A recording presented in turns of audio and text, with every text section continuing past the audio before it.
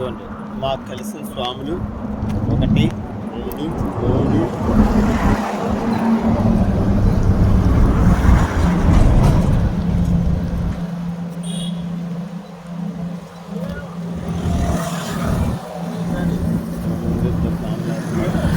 Tea card ఆపండి వెళ్ళిపోతుంది.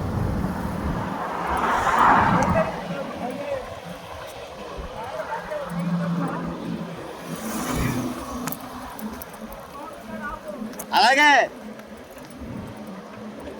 Tea కోసం అని చెప్పేసి ఆగుదాం అనుకుంటున్నాం ప్రస్తుతానికి. అది బాగా ఎక్కువగా అయ్యప్ప శరణం. ఇవ్వండి మా స్వాములు ఈవేళ నరసరావుపేట నుంచి కలిసాం. ఈ స్వాముల్ని పూర్వం ఇవ్వండి. ఈయనే మా గురుస్వామి ఏరై గురుస్వామి పోయినసారి పాదయాత్రలో కలిసారు ఈయన మాకు. అప్పటి నుంచి ఇంక మరి అనుకున్నాం కలిసి సైకిల్ యాత్ర చేయాలని. ఇదిగో మా సాతులూరు స్వామి. ఇంకో స్వామి ఉన్నారు, ఆ స్వామి సైకిల్కి చిన్నది రిపేర్ వస్తే వెళ్ళాడు మాట. ఈ మిగతా విషయాలు నేను ప్రయాణం అవుతున్నాం, కావలి వెళ్ళాక మాట్లాడుకుందాం. ఎక్కడైనా సాయిబాబా కోవిల్లో బాబా గారికి అభిషేకాలు జరుగుతాయి. ఇక్కడ విశేషం ఏంటంటే బాబా గారి యొక్క గురువు గారికి ముందు అభిషేకాలు జరిగి బాబా గారు గురువు గారికి ముందు హారతులు అవుతాయి, ఆ పైన బాబా గారికి. సద్గురు సాయినాథ్ మహారాజ్కి జై. మరి నేనైతే ఎప్పుడు ఇలాంటి క్షేత్రం చూడలేదు, మీ అందరికీ చూపిద్దామని చెప్పేసి. ఇది ఉలవపాడు గ్రామంలో గల శ్రీ షిరిడి సాయినాథ్ క్షేత్రం. సాయిబాబా వారి గురువు గారు. ముందు ఆయనకి అభిషేకాలు జరిగిన తర్వాతే స్వామివారికి సాయిబాబా గారికి అభిషేకం జరుగుతుంది.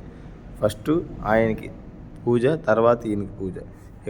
ఇక్కడ పంతులు గారు కూడా మహారాష్ట్ర నుంచి తెచ్చుకొచ్చున్నారు.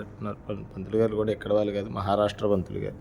ఆలయం కూడా చాలా పెద్ద ఆలయం, చాలా పెద్దది ఆలయం. ఎవరైనా సరే కావలి వరకు నడవలేని వాళ్ళు, కావలి వరకు తొక్కలేని వాళ్ళు సైకిల్ ఇక్కడ ఉలవపాడు గ్రామంలో మీరు వెళుతున్నప్పుడు మీకు కుడి చేతి పక్క ఈ యొక్క ఆలయం అనేది ఉంటుంది. చక్కగా మొత్తం అన్నీ కూడా హ్యాండ్ పెయింటింగ్ మొత్తం అన్నీ కూడా మంచి మంచి పెయింటింగ్స్. మొత్తం అంతా కూడా చాలా బాగా చేశారు. ఆలయం కూడా చాలా పెద్ద ఆలయం, చాలా పెద్ద ఆలయం. చక్కగా పడుకోవడానికి కూడా అన్ని వసతులు, వాష్రూము. మీరు ఎప్పుడైనా మధ్యాహ్నం పూట వస్తే భోజనం వండుకోవడానికి భోజన సదుపాయం అన్నీ కూడా లభ్యం. శయనం నిద్రపోతున్న బాబా గారు సాయంత్రం ఉయ్యాల పాట అది పాడతారుగా, అప్పుడు అయ్యగారు బాబా గారికి కూడా తులాభారం, చిన్న మకర తోరణం, అఖండ జ్యోతి బాబా గారికి. అఖండ జ్యోతి గురు పరంపర.